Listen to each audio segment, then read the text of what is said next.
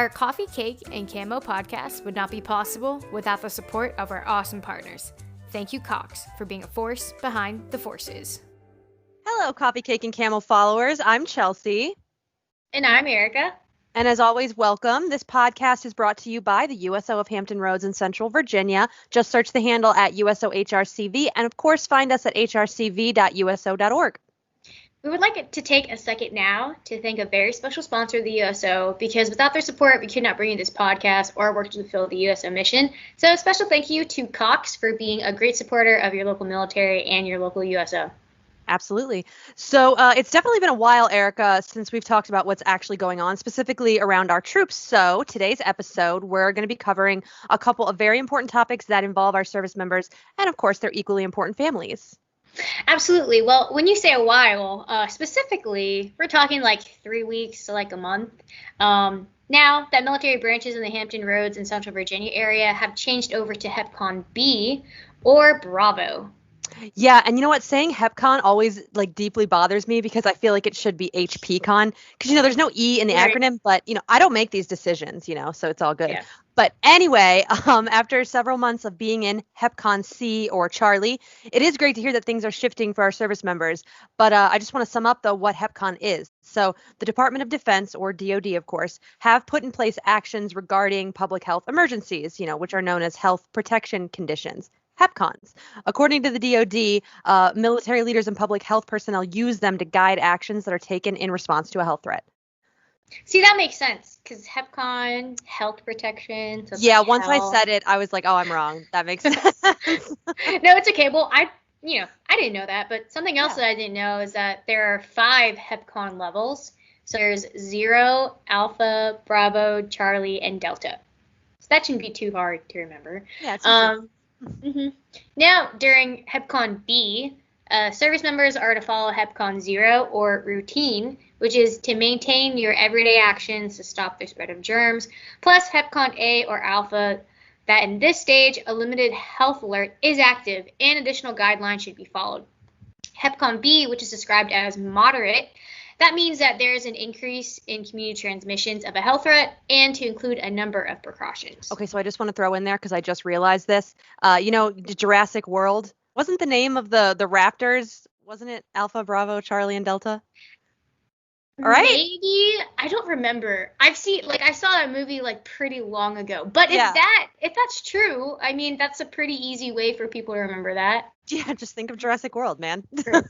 All right, side note aside. Exactly, yeah. I already was. It's already in my brain, and it's never going to change.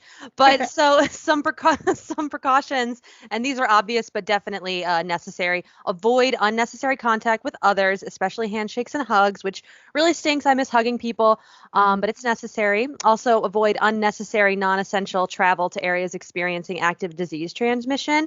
I just realized I said necessary and unnecessary like a million times, but it's all good. Also, make sure that you have enough food, any medications, all your needs for babies, and of course pets that to last at least 14 days. And also check on DoD command level movement restrictions because this will almost certainly vary. Yeah, that's pretty much the safest way to keep up to date is just to check on DoD or command level restrictions. But aside from the handshake thing, Chelsea, the cool thing is that everyone knows that we shouldn't be handshaking.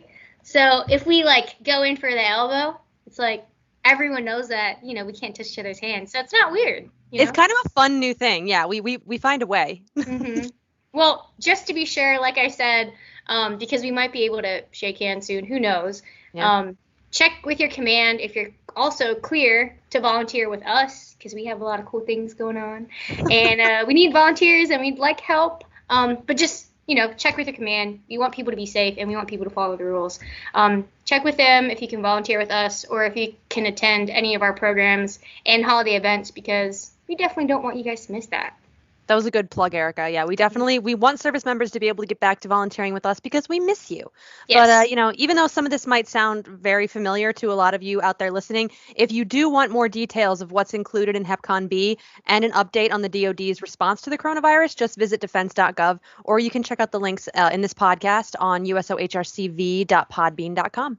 Yes, definitely. We'll have all these links, laid out for y'all. But in more updates concerning our service members and their families, I'm sure everyone is tired of hearing about elections and voting, but that is that season now. I know some of us are tired. I'm tired of it too, but it's important. And it's important now more than ever to ensure that your ballot is cast in these upcoming elections. Yes, OMG, Erica. Hashtag your vote matters. Absolutely. Hashtag. Well, if voting season can be kind of confusing, and I get that, especially for our military community, this may be a service member's first time being eligible to vote. I have actually met some service members that haven't voted yet before, like they probably just turned 18, and we work with a lot of young service members, so this isn't far-fetched at all. They may not know their voting state. Yeah. I mean, I call them our military babies, even though they're all grown adults serving our country. But yeah, for the junior enlisted, it may very well be their first time voting. So it's important to figure out, which state you should be registered to vote in. So for active duty military members, it's actually fairly simple. They can just check their leave and earning statement, better known to them as an LES, and then they can see which state they pay taxes.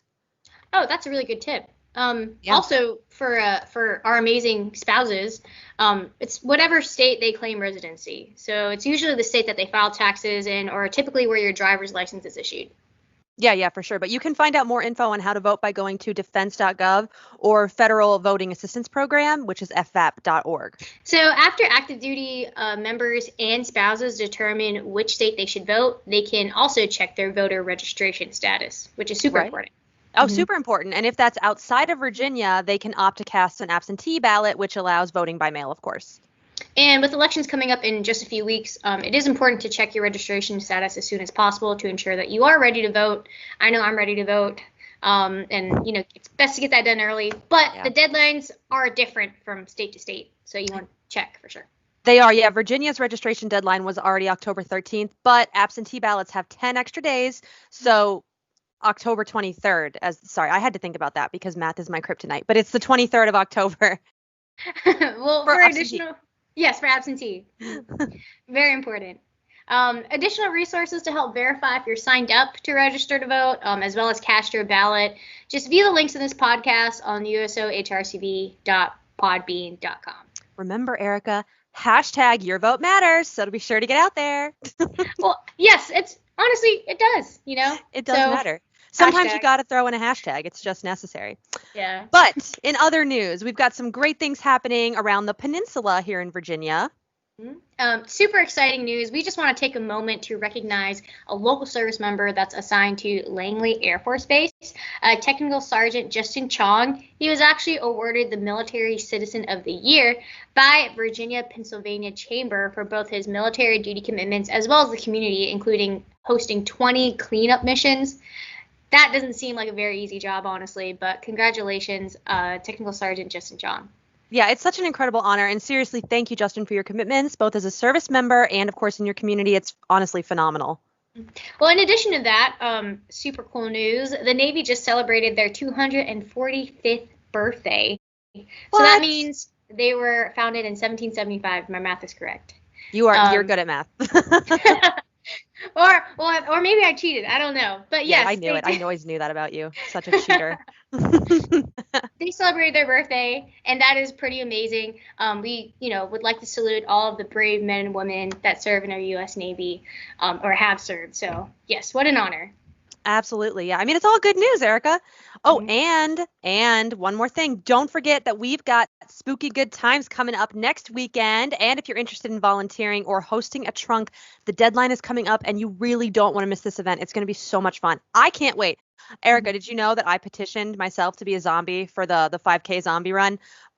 I cannot wait to see that. But no, I have to work or whatever, so right. I can't. That's fun. It'll be a fun event to work, but being a zombie would have been the coolest thing. I know, but now volunteers get that opportunity, so it's better. But I would have loved to be a zombie. I would have killed it. Right. Yeah. All those human brains that we'll be feasting over later. Shh, Erica, not on the podcast.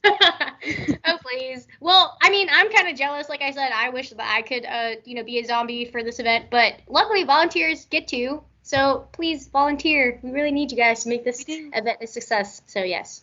Thank you, Chelsea. Thank you, Erica.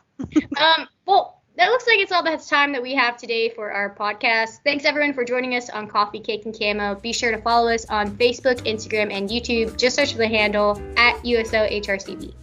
Yeah, and once more, be sure to check out the links to the podcast to get the latest military guidance regarding COVID and, of course, how to vote in next month's elections.